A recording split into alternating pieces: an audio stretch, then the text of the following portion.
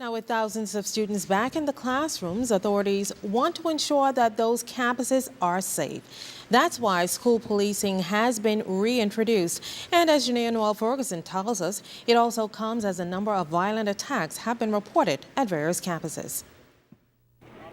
About 200 police officers entered the schools today to ensure safety for teachers and students. According to officials, they will remain there throughout the year, but there is a different breakdown at each school level. There are some schools that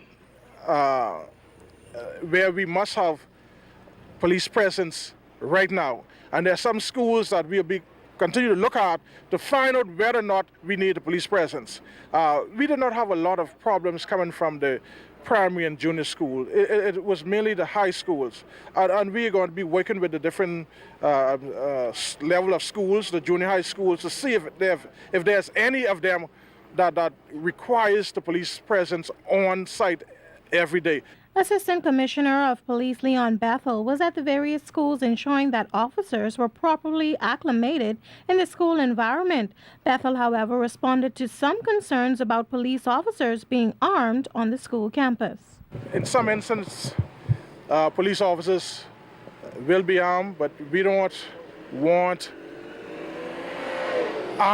visibly armed officers around our children. This lady here, she is one of our officers here on the ground here, and she is not armed, right?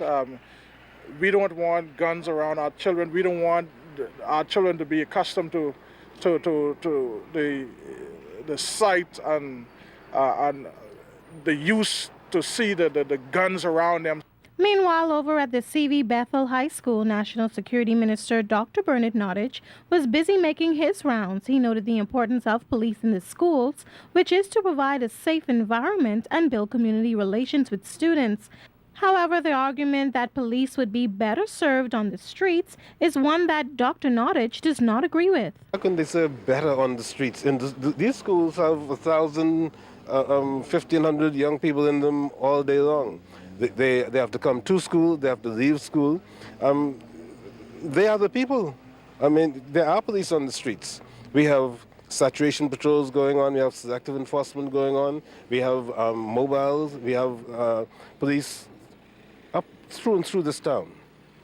Some may argue that we need more police, but those who argue that the police should be doing something else don't understand policing. Neither do they have a good appreciation for where the hot spots are in our communities. He was equally concerned about weapons entering the schools and said that every measure will be taken to give officers the tools they need, including metal detectors. At the end of the day, Dr. Nottage says the idea is to have a safe environment for all. Janelle Noel Ferguson, ZNS News. Now, security officials at the Ministry of Education think it's a good step to place officers on campuses. Acting Security Director Christopher Smith says they spent a lot of time reviewing the matter and he feels it's a must. You can never have too much security, especially when you're looking at the youths and stuff like that. The kind of decision that we make as adults, we can sort of navigate our way through, but a lot of time they need guidance. So all hands on deck as far as that is concerned, and I certainly welcome them, and the ministry welcome that. And this is going to be an excellent program for the Bahamas. Now, police officers will only be stationed at public high schools, but Smith says the primary schools have not been left out. He says the private sector will take care of that area. And that's how important we think it was, to make sure that we have the safety that is needed and to give the children the kind of protection and stuff, and so that parents could feel comfortable in dropping their children off here in the morning time.